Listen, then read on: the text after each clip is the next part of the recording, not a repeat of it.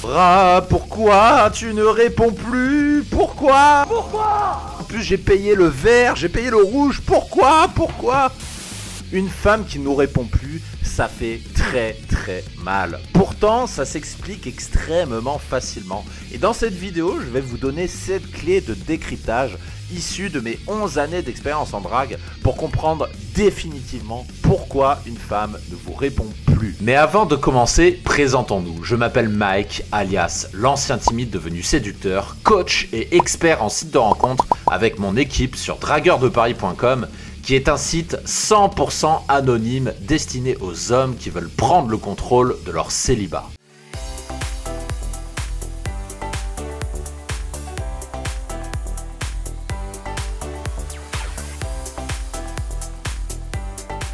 Vous me connaissez, vous savez que j'adore commencer en douceur. Alors on va commencer par ce que j'appelle le préliminaire de l'ingénieur, puisque pour savoir pourquoi une femme ne répond plus, il faut avant tout que je vous parle d'un truc extrêmement important qui est le niveau d'intérêt d'une femme. Et ici, je vous propose une classification selon 3 catégories qui est très simple, comme vous allez le voir, mais qui est pourtant vitale pour comprendre la suite de cette vidéo. La première catégorie, c'est ce que j'appelle le oui. C'est-à-dire, qu'est-ce que c'est? C'est une femme, quoi que vous fassiez, quoi que vous dites, quoi que vous faites ou quoi que je ne sais quoi, vous lui plaisez, peu importe vos actions, peu importe vos discours. C'est évidemment le cas le plus rare, mais ça arrive, ça a dû vous arriver probablement que vous tombez sur une femme, vous ne savez pas pourquoi, elle kiffe tout ce que vous faites, tout ce que vous dites passe et vous n'avez rien à faire, tout est fluide. C'est peut-être ce que vous avez déjà vécu et c'est le cas le plus facile. Ensuite, oh, j'ai zoomé, voilà. Ensuite, vous avez la deuxième catégorie qui est de loin la plus courante, qui est ce que j'appelle le ni-ni. Le ni intéressé, ni désintéressé. Qu'est-ce que ça veut dire? Ça veut dire qu'elle n'est pas suffisamment intéressée pour vous sauter dans les bras comme avec le oui ici, mais elle n'est pas suffisamment désintéressée pour se barrer. Donc ça veut dire qu'elle vous donne votre chance, ça veut dire qu'elle va rester avec vous, ça veut dire qu'elle va rester voir ce qu'il va se passer. Donc ça veut dire que c'est là où vous avez votre chance et c'est là où vos capacités de séduction vont vous aider à vous démarquer, alors que pour la catégorie du oui, ici, ça ne demande aucun travail puisque quoi que vous faites, elle sera séduite par ce que vous faites. Donc du coup, vos capacités à séduire n'ont aucune incidence sur ce qui va se passer. Alors qu'ici, une catégorie nini, ce qui est le cas de la majorité des femmes que vous rencontrerez, c'est là que vous pouvez agir et en fonction de ce que vous allez faire, soit son intérêt pour vous va s'amplifier, soit il va diminuer et elle ne sera pas intéressée. Et ensuite, vous avez la troisième catégorie qui est le ni, le non. Ça veut dire que vous ne lui plaisez pas. Vous pouvez dire, faire ce que vous voulez. Vous pouvez lui offrir le resto, l'inviter au cinéma, au bowling, au bar, au Fouquet's, aux Champs-Élysées. Vous pouvez faire ce que vous voulez. Elle n'est pas intéressée, quoi que vous fassiez, vous n'avez plus qu'à sortir vos mouchoirs pour pleurer. Alors vous allez me dire comment savoir si elle est intéressée ou pas, comment la classer dans l'une de ces 3 catégories. C'est très simple, c'est en décryptant el famoso signe d'intérêt, les signes d'intérêt d'une femme. Et pour ça, pour y aller plus loin, puisqu'on ne le traitera pas dans cette vidéo, c'est pas le sujet. Pour en savoir plus, vous pouvez cliquer sur le lien en description. Je donne accès à une mini formation sur les signes d'intérêt. Mais c'est pas le sujet de cette vidéo. Alors pourquoi? C'est absolument fondamental, vital, capital, tout ce que vous voulez, de savoir décrypter l'intérêt d'une femme. Pourquoi c'est si important? Simplement parce que les rencontres, c'est comme les entretiens d'embauche, tout se joue dans les premières minutes, dans ce qui va se passer au début du rendez-vous, l'espèce de feeling, d'émotion qui ressort, votre comportement, votre body language, votre voix, votre regard, votre apparence, votre discours. Tout se joue dans les premières minutes. Donc qu'est-ce que ça veut dire? Ça veut dire que le corollaire, c'est que si elle n'est pas intéressée par vous, ça veut dire qu'il est totalement illusoire d'espérer qu'elle vous réponde. Désolé de vous l'annoncer de façon aussi abrupte, mais c'est la vérité. Si elle n'est pas intéressée, c'est illusoire d'attendre de sa part, une réponse. Puisque la panne du réseau téléphonique, ça n'existe plus. N'espérez pas qu'elle se trouve au sommet du Mont Blanc et que comme par hasard, elle n'a pas pu vous répondre pendant 3 jours parce que elle n'avait pas le réseau, je ne sais quoi. toute la France est couverte par le réseau téléphonique. Donc, ça veut dire que le coup de la panne qu'on pouvait faire en 1995, ça pouvait encore marcher. Mais là, ça ne marche plus. Donc ça veut dire que si elle ne vous répond pas, ça veut tout simplement dire qu'elle n'a pas envie de vous répondre. C'est aussi simple que ça. Oubliez les excuses de panne de réseau. J'avais pas le réseau, j'avais plus de batterie, etc. Toutes les femmes captent le réseau. Toutes les femmes ont une batterie parfaitement fonctionnelle. Et croyez bien que quand une femme n'a plus de batterie, eh bien elle fait en sorte d'aller vite recharger son téléphone. Parce qu'une femme ne peut pas vivre sans téléphone. Vous en avez l'illustration tout autour de vous. Donc, la conséquence, ça veut dire que ce qu'il faut faire pour avoir des femmes qui vont répondre, ça veut dire qu'il faut tout simplement se concentrer sur les catégories 1 et 2 qu'on a vu précédemment. Le oui et le ni-ni. Parce que si elle est dans le ni, c'est illusoire d'espérer une réponse, à moins qu'une femme qui était ni-ni devienne désintéressée. Dans ce cas-là, elle bascule dans la catégorie 3. Mais sinon, concentrez-vous sur ces deux premières catégories. C'est là la clé pour faire en sorte de maximiser vos chances qu'elle vous réponde. Donc on va déjà poser ces bases pour comprendre la suite de la vidéo. Et maintenant, je vais, pour aller plus loin, vous donner les 7 raisons qui, à mon avis, couvrent 90-95% des cas de figure possibles et imaginables. 7 raisons pour lesquelles elle ne vous répond pas. Je vais vous révéler 7 raisons que j'ai découvert en discutant en 11 ans de drague avec des femmes. Si vous ne connaissez pas, je rappelle juste que ça fait 11 ans que je suis dans la séduction. Donc des raisons, j'ai pu en entendre, et des raisons valables, j'ai pu en entendre aussi. Et des vraies raisons, j'ai pu en découvrir. Et c'est ces vraies raisons, ce sont ces vraies raisons que je vais vous révéler. On commence tout de suite par la première, qui est que l'attraction ne se décide pas. Ça, c'est un truc important qu'il va falloir que vous compreniez, c'est que l'attirance entre un homme et une femme n'est pas une décision consciente qu'on prend dans le cerveau. Ce n'est pas une décision, c'est juste quelque chose qui arrive ou pas. Rappelez-vous de ce qu'on avait dit précédemment sur le fait que tout se joue dans les premières minutes. C'est ici, ça y est, je l'ai trouvé. Tout se joue dans les premières minutes. Donc l'attraction, elle ne se décide pas, mais elle se fait dans les premières minutes si elle doit avoir lieu. Et s'il ne se passe rien dans les premières minutes, bah, c'est tout simplement qu'elle n'est pas attirée. Donc gardez en tête que si après votre premier rendez-vous, elle ne ressent aucune attirance pour vous, vous ne pourrez rien faire a posteriori du rendez-vous, après le rendez-vous, pour faire revenir l'attraction. C'est tout simplement impossible. Donc qu'est-ce que ça implique pour vous? Plusieurs choses. La première, c'est que vous devez accepter que vous ne pouvez pas plaire à tout le monde. Acceptez-le, ça fait partie du game, c'est comme ça. Il y a des gens à qui on ne plaît pas, et c'est comme ça. Vous ne pouvez rien y faire, même si vous êtes beau gosse. Dites-vous bien que même des beaux gosses comme Brad Pitt ou George Clooney n'attirent pas toutes les nanas. Donc si eux n'attirent pas toutes les nanas, vous non plus. C'est aussi simple que ça.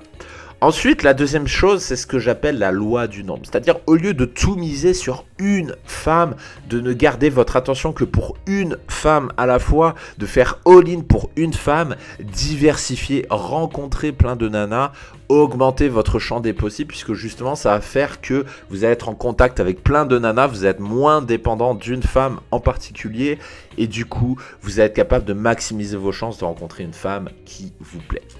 La troisième chose que ça implique pour vous, c'est qu'une femme non intéressée, c'est une femme impossible à séduire. Je pense que vous l'avez compris, mais ça fait pas de mal de le rappeler. Une femme non attirée, non intéressée, parce que l'attraction ne se décide pas, vous ne pourrez pas la séduire, ce n'est pas possible. Ou alors vous devenez milliardaire du jour au lendemain, et dans ce cas, elle est intéressée, non pas par qui vous êtes, mais elle est intéressée par votre compte en banque, ce qui est bien différent. Et ensuite, quatrième chose que ça implique, travailler votre potentiel d'attraction. J'aurais pu rajouter ce mot, travailler votre potentiel d'attraction pour maximiser vos chances de l'attirer. Vous ne pouvez pas décider de si elle va être attirée ou pas. Par contre, ce que vous pouvez faire, c'est devenir plus attirant pour maximiser vos chances qu'elle soit attirée par vous. Et ça, c'est un travail que vous pouvez faire. Et sinon, si ça ne marche pas, eh bien, tant pis, vous aurez fait votre maximum. Deuxième raison, très courante aussi, que j'ai vu à un nombre incalculable de fois, vous n'avez pas été assez entreprenant. Parce que qu'est-ce qu'on voit souvent? Ça, c'est une des raisons, je vous en parlerai plus tard. On voit des hommes qui prennent trop leur temps, qui sont trop romantiques, qui se disent « Ah, on va y aller doucement », etc., etc. Sauf que les femmes attendent que vous agissiez. Elles attendent que vous soyez moteur, que vous proposiez d'aller plus loin, que vous preniez des risques pour l'embrasser, que vous essayez de la ramener chez vous, que vous proposiez un dîner, que vous proposiez de vous retrouver en tête-à-tête dans un lieu clos. C'est ça qu'elles veulent, les femmes. Elles ne veulent pas passer des heures et des heures en bar avec vous. Donc, cette deuxième raison, c'est une très courante. Tout simplement, vous n'avez pas été assez entreprenant. Donc, du coup, comme elle cherche un mec entreprenant, eh ben, elle n'a plus envie de vous répondre, tout simplement. Donc, ce que ça implique pour vous, la première chose, c'est que quoi qu'il arrive ou quoi qu'elle dise, soyez dans tous les cas entreprenant. Parce que vous pouvez être totalement sûr que si elle ne fait rien, que si vous ne faites rien, pardon, ça amènera à l'échec dans 100% des cas. Même si vous êtes beau, même si elle vous trouve mignon, même si elle est attirée, si vous ne faites rien, vous avez quasiment 100% de chance d'arriver à l'échec parce que c'est votre job d'être entreprenant. La femme ne le fera pas à votre place. Et la deuxième chose, c'est que vous devez toujours être dans l'action, l'action, l'action, l'action. Vous faites votre rendez-vous, ok, vous buvez un verre, après le verre, ok, vous l'emmenez. Vous allez au parc, vous allez au quai de Seine, vous allez près d'un fleuve, vous l'emmenez chez vous, vous allez chez elle, vous allez où vous voulez, mais vous êtes dans l'action, vous agissez, vous êtes moteur dans l'interaction, vous faites en sorte que les choses bougent, parce que sinon, il ne se passe rien. La troisième raison, c'est que, j'en parlais tout à l'heure, vous avez été trop romantique et ça c'est un problème qui concerne beaucoup les hommes qui ont été longtemps en couple. J'ai des hommes souvent en coaching qui sortent de 10, 15, 20 ans de relation de couple et qui se remettent sur le marché des rencontres et qui se comportent avec les femmes qu'ils rencontrent comme avec leur ex. C'est-à-dire qu'ils sont extrêmement romantiques, ils prennent leur temps, ils sont très gentils, ils sont très machin. Sauf que être trop romantique c'est bien. Et encore, ça se discute, c'est bien quand vous êtes en couple, mais dans une phase de rencontre, il y a ce qu'on appelle la parade amoureuse. La parade amoureuse, c'est cette phase de séduction, c'est cette phase où vous allez séduire. Et pour séduire, il faut être dans l'action, il faut prendre des risques, parce que être romantique, c'est le contraire d'être dans l'action et de prendre des risques, puisque qui dit romantique dit dîner aux chandelles, etc. Et ça ne demande aucune prise de risque et ça ne demande que très très peu d'action. Donc ce que ça implique pour vous, premièrement, très important, gardez en tête que le romantisme, c'est quelque chose qui fait vendre. Vous en avez tout autour de vous l'illustration. On vous fait acheter des fleurs, on vous fait acheter des coffrets, je sais pas quoi, des bougies, on vous fait acheter plein de trucs. Donc le romantisme fait vendre, mais le romantisme ne fait pas mouiller une femme. C'est pas ça qui excite une femme. Ce qui excite une femme, c'est votre capacité à être force de proposition et à prendre des risques, à oser prendre le risque de l'embrasser. C'est ça qui fait mouiller une femme, ce n'est pas le romantisme en lui-même. La deuxième chose, c'est que si elle est en catégorie 1, dire la femme qui est intéressée, vous pouvez éventuellement vous permettre d'être romantique. Ça peut passer puisque en catégorie 1, ça veut dire que quoi que vous fassiez, elle sera intéressée. Donc dans ces cas de figure, ça passe. Par contre, si elle est en catégorie ni intéressée, ou pire, si elle est non pas intéressée, vous êtes obligé de prendre des risques. Parce que si vous ne prenez pas de risques, la balance ne va pas pencher du bon côté. Vous n'allez pas prendre le risque d'être entreprenant, donc elle ne va pas sentir d'émotion particulière pour vous. Et donc du coup, comme elle ne ressent rien de particulier, elle en conclura qu'elle n'est pas intéressée et du coup, elle ne vous répondra plus. Tout simplement. Gardez en tête, et ça c'est vraiment important, que le romantisme, c'est trop souvent mélangé avec les pratiques de couple. On vous dit toujours il faut être romantique, sauf que le romantisme, c'est quelque chose qui a sa place dans des relations de couple. Dans une parade amoureuse, dans une phase de séduction, de rencontre, le romantisme tue l'attraction. C'est très important de le comprendre. Donc gardez ça en tête pour ne pas foirer vos prochains dates. Quatrième raison, et là c'est plus pour les sites de rencontres, vous n'étiez pas comme sur les photos. Et ça c'est une vraie raison puisque de plus en plus de rencontres se font via les applications de rencontre. Et si vous me suivez, vous faites probablement partie de ces personnes-là, puisque de mon point de vue, c'est un des meilleurs moyens de rencontre pour rencontrer quelqu'un. Et malheureusement, il y en a qui n'ont pas compris, il y en a qui mettent des photos d'eux il y a 10 ans, qui sont totalement différents entre la photo et la réalité. Et du coup, bah, la femme ressent un espèce de choc émotionnel. Et du coup, vous devinez qu'elle n'a pas forcément envie d'aller plus loin. Donc qu'est-ce que ça implique pour vous? Ça implique que c'est totalement inutile, ça c'est quelque chose que j'ai vu très souvent, c'est inutile d'utiliser des photos de vous quand vous étiez jeune, c'est-à-dire quand vous étiez fringant, que vous aviez les tablettes de chocolat, que vous étiez tout ce que vous voulez et que vous n'êtes plus aujourd'hui. Si vous avez 35 ans, ça sert à rien de mettre des photos de vous d'il y a 25 ans, quand vous aviez tous vos cheveux, quand vous n'aviez pas votre bide au ventre, que vous étiez sec, que vous aviez vos tablettes de chocolat, que vous aviez vos beaux biceps, que vous faisiez de la muscu, etc. Inutile d'utiliser des photos anciennes de vous quand vous étiez jeune, alors que vous ne ressemblez plus du tout à ça aujourd'hui. La deuxième chose importante à comprendre, c'est que vous pouvez vous mettre en valeur, et typiquement c'est ce qu'on fait dans nos refontes de profil Tinder, donc à travers les shootings et les relookings. Ça, vous avez les informations dans l'onglet coaching du site de Dragueur de Paris, c'est quelque chose qu'on propose aux gens, et ça c'est ce qu'on appelle de la mise en valeur, mais ce n'est pas mentir. Ce qui est interdit de faire, c'est mentir. N'allez pas montrer des photos de vous avec des tablettes de chocolat si vous n'en avez pas. Ça, c'est mentir. Par contre, vous pouvez vous mettre en valeur, et vous mettre en valeur, c'est ça. C'est passer de gauche à droite, c'est passer de mal habillé, pas mis en valeur, quelconque finalement, à putain de beau gosse avec des vêtements qui lui vont parfaitement, qui lui mettent en valeur, et ce, peu importe sa morphologie, peu importe que vous ayez des kilos en trop, que vous soyez parfaitement fit, ça ne change rien. Il est possible de se transformer en quelques heures, et ça, ce n'est pas mentir, c'est simplement s'embellir, et ça, c'est quelque chose de bien différent à comprendre. Donc, en résumé, ne mentez pas aux femmes, mais vous avez le droit de vous mettre en valeur. La cinquième chose, c'est qu'elle se faisait une autre idée de vous. Elle pensait que vous étiez quelqu'un d'autre que ce que vous êtes, et c'est ce qu'on appelle l'erreur de casting. Exemple, elle avait l'impression initiale que vous étiez un sportif, parce que, imaginons que c'est une femme qui cherche un sportif, qui cherche un mec très axé sur le sport. En voyant votre physique, elle se disait que vous êtes un sportif, et en fait elle se rend compte que vous êtes ingénieur informaticien, que vous détestez le sport, que votre vie c'est l'écran, que l'écran ça occupe 8 à 10 heures par jour de votre temps. Et donc du coup elle se faisait une autre idée de vous, quelqu'un que vous n'êtes pas, et donc ça donne lieu à une erreur de casting, donc elle n'est plus intéressée, tout simplement. Donc ce que ça implique pour vous, la première chose, c'est ne vous inventez pas un personnage en faisant croire à ce que vous n'êtes pas. Donc ne faites pas croire que vous êtes un surfeur si vous n'en faites jamais, ce serait mentir et ça ne marche pas. Je dis pas restez vous-même parce que ça va rien dire, restez vous-même, mais par contre ce qu'il faut éviter absolument, c'est de vous inventer un personnage, de vous inventer des choses alors que vous n'êtes rien de tout cela. Et la deuxième chose, c'est de faire attention à la cohérence entre tout ce qu'il y a avant la rencontre, notamment le texting.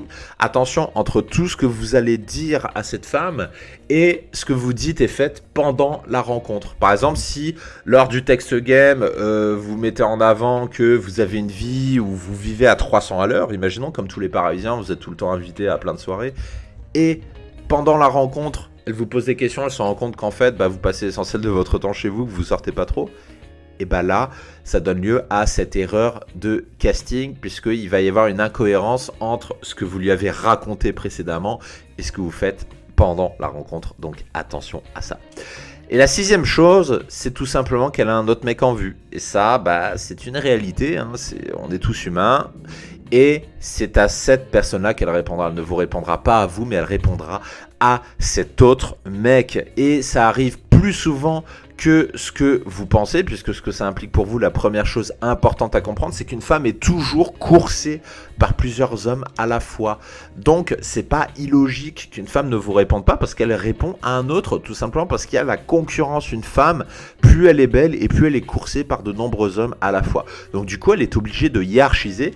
Et si elle décide de ne pas vous répondre, c'est tout simplement qu'elle a hiérarchisé au-dessus de vous quelqu'un d'autre pour des raisons que vous ne connaîtrez pas, mais qui sont la réalité, tout simplement. Et la deuxième chose à comprendre, c'est que une femme qui pense fortement à un homme en particulier, c'est ce qu'on appelle le coup de cœur, et ça vous l'avez tous vécu, vous savez ce que c'est le coup de cœur, cet irrésistible sentiment pour quelqu'un qui est irrésistible, et les femmes aussi ont des coups de cœur, et quand une femme a un coup de cœur pour un homme en particulier, elle ignorera tous les autres indépendamment de leur qualité. CF, la hiérarchisation dont j'ai parlé avant. Quand on a un coup de cœur, l'homme en question passe numéro 1 et tous les autres passent numéro 2 ex aequo. Même si vous êtes un mec bien, même si vous avez fait tout ce qu'il fallait, même si votre rendez-vous était cool, même si votre coupe de cheveux était parfaite, même si vous avez des gros biceps, même si vous avez la barbe bien taillée, elle ignorera, elle fera passer cet homme coup de cœur en premier. Et enfin, septième raison, vous êtes tout simplement arrivé à un mauvais moment dans sa vie. On est tous humains, on a tous des moments de bad, il y a des moments où on n'est pas bien, on rate un examen, on se fait virer, on a des problèmes de famille, on a des problèmes avec son meilleur ami ou sa meilleure amie, on a des problèmes financiers, on a d'autres problèmes mais on est tous humains.